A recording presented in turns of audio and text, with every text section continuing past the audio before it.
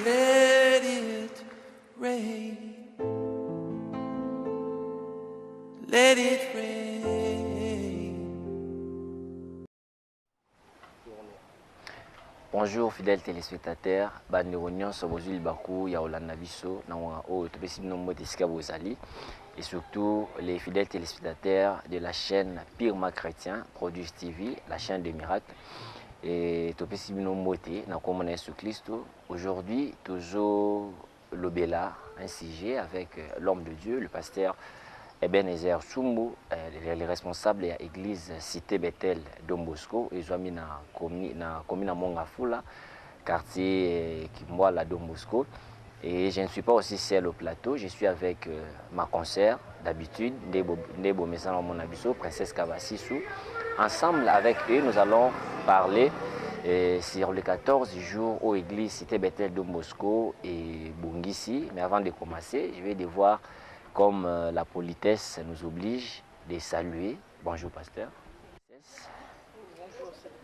Voilà. Ebenezer, première question, Ezali, pourquoi choix à thème Oyo l'évangile est une puissance de Dieu? Pourquoi choix à thème Wana? Est-ce que Ezali qui est inspiré par le Saint-Esprit tout au Fandi ou le Fona Lobela non peut séminaire 14 jours ou dans Lobela l'évangile, pasteur Ebenezer? Ezali thème Ezali clé fondement même l'église.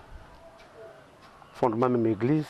Et c'est aussi une mission que le Seigneur nous a proclamer l'évangile. L'évangile pour battre la sauver.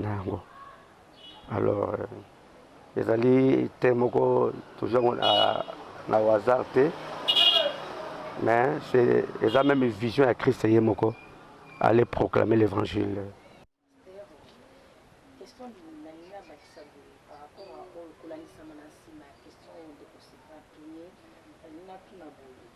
Par rapport à sujet ou à thème objectif nayo ils ont vraiment la thème objectif.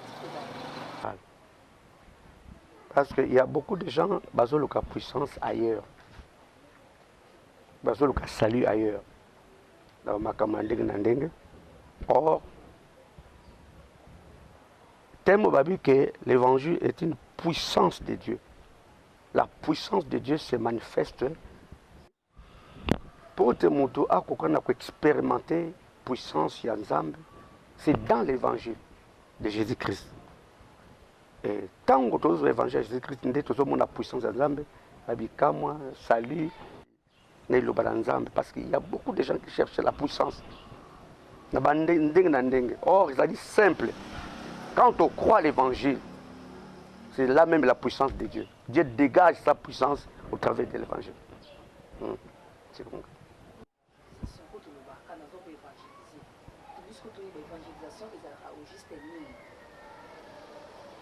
L'évangile, on parle même de Christ, c'est ce que Christ est venu faire sur cette terre. C'est ça. L'évangile, c'est ça, la bonne nouvelle. Et la bonne nouvelle, la bonne nouvelle du royaume de Dieu. Quand je parle du monde, c'est-à-dire les gens. Et alors Jésus-Christ est venu pour sauver l'humanité. Sauver l'humanité par l'évangile, par ce qu'il a accompli sur la croix de Golgotha. C'est ça même le socle de l'évangile. C'est que Christ a accompli pour nous à la croix de Golgotha. C'est ça. Je lisais Christ, ce qu'il a accompli pour nous. Il y a l'évangélisation ou l'évangile. Garantie nini ozo pesa bandeko nyonso to o baoya na 14 jours o baozana fidèle mpona koassister du début jusqu'à la fin. Garantie nini o pasteur Ebenezer ozo garantie? Merci pour la question. Je pense que garantie na ko pesa bango.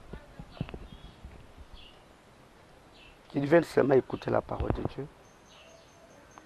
Et je pense que Baza a discuté parce que Dieu est dans sa parole. Mais je vais leur redonner l'évangile. Et comme cet évangile, Donc, garantir que ça bango. Baya, parce que Jésus, mon dos ne pas naïa, ne sera jamais déçu. Je ne mettrai pas dehors celui qui vient à moi. Le coup là, barouye est pas naïa sur Christ. Yesu azaliwana pendant que ça bango yano. Premièrement, bas à la sauver. Est-ce qu'ils ont annoncé une puissance? Est-ce que ils ont na angle ni to na voler ni évangile à zo forme puissance? La puissance d'abord. Pour les salis de quiconque croit. Une puissance c'est pour les salis de quiconque croit. Tant que tu as endimi, mon salaire Jésus Christ a cela qui découle pour la tinaille. Acceptant, et pacifié par Jésus Christ et puissance dans Nzambe yango ko sala katebo mo moto parce que et sauver moto du péché et ko bikisa moto na makambo na ndenge na bomo na ye parce que tout le monde baza ko na Jésus Christ baza ko accepter Jésus Christ ses paroles d'ailleurs ou baza que malade baza obika baza ko solution parce que bandimi lo bawana mais baza ki ba incrédule baza on dit ba ngote moi ba mona bikama na Nzambe zate. Donc la puissance de se dégage dans Tandimi. Il y a une puissance de mon islam de Finaï. Pasteur Benizia, cité Bethel de Moscou, vie, activité, oyo. Ba miracle ni ni oyo ezalaka lié ceux qui m'ont à recevoir évangile. Est-ce que ça na catégorie ba miracle oyo ezalaka lié na puissance ya évangile pasteur Benizia? Donc surtout se situer bien. Mon tout est un miracle. Tout est. Mais le Seigneur lui-même. À ça qu'un miracle, quand tu le veux, dans le moment où il est puis dans le moto il c'est un miracle. Alors, on ne peut pas déterminer le nombre de miracles à cause de miracle. L'évangile, c'est un miracle.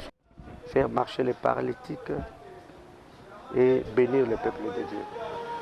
Donc, là où on annonce l'évangile, ce qui vraiment est juste et le Seigneur a koyeba na vie à moto et l'oronine oizo simbati et le Seigneur va produire des miracles pour na bien-être à moto. Azanango na bandeko nyonso tu oyo bazo landa biso oyo bakolanda biso eza na niveau local et na niveau international. Message ya suka mais avant plus un message à suka. Pasteur Ebenezer tant on va aborder 14 jours, déjà 14 jours au Rosala na secret ni source ya secret na yo, source ya inspiration na yo et aux alani. Pasteur source ya secret nanga, inspiration nanga. Source nanga d'abord c'est Christ. Parce que sans lui, je ne peux rien faire. Il y a des sources nanga. Parce que Christ est ma vie. Ngato ba Jésus Christ soit pour faire les courses, c'est quoi que Oyo, toujours c'est la première fois que l'église. Le chef de l'église. Parce que le chef de l'église c'est mon Christ. So ba Christ mususu. C'est le chef de l'église. Le chef de l'église c'est Jésus Christ lui-même. Alors, il y a des sources nanga. Et puis il y a des recommandations au Pessangai. Il y a ma prière. Nous sommes toujours en communion avec lui, lire la parole de Dieu et la prière. Vous pouvez entrer.